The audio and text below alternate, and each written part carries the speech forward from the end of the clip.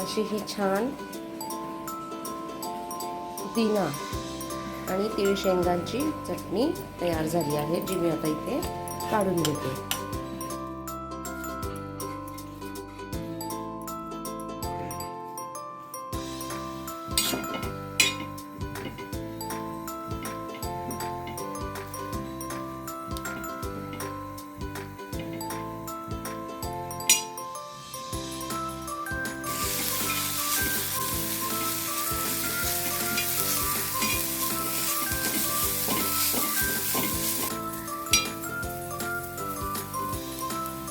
हे कोरडं झालंय, ते आता काढून आपण ह्याच्यातच तीळ भाजून घेणार आहोत.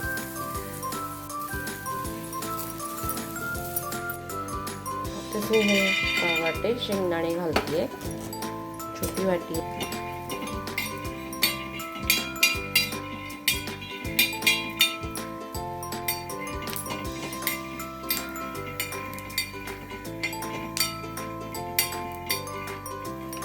शेंगदाणे अर्धे भाजून झालेले आहेत. आता मी ह्याच्यातच तीळ घातलं, छोटी वाटी घेतलेली आहे मी.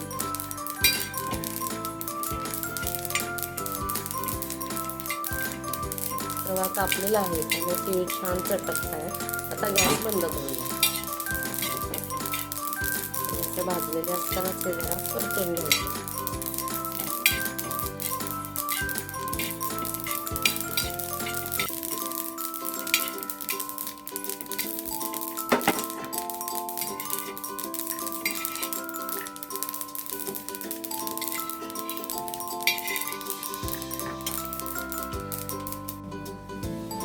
मी 8 ते 9 लसणाच्या पाकळ्या घेतल्या आहेत.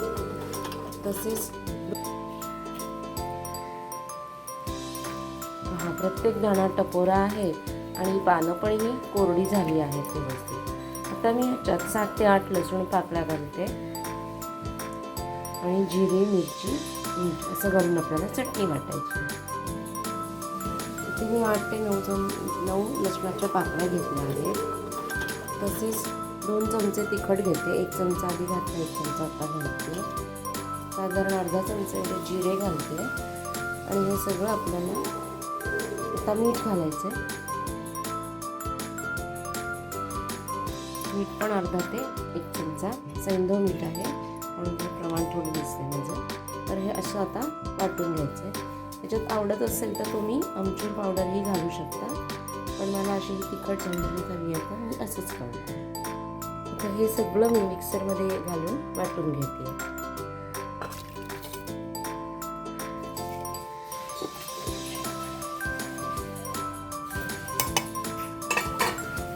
कणभर साखर देखील आपण घालू शकतो, त्याच्याने चव अजून वाढते.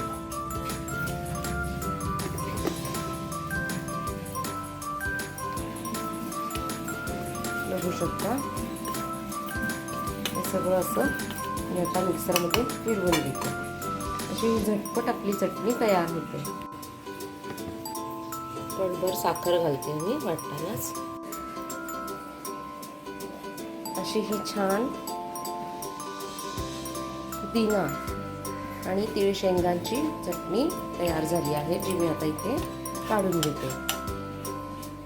जास्ती दिवस टिकवायची असल्यास पुदिना तुम्ही अजून कोरडा वाळवून मग ही चटणी करू शकता, पण ही आता माझी लगेच 2-3 दिवसात संपणार आहे, म्हणून मी कमी वाळवून केलेली आहे.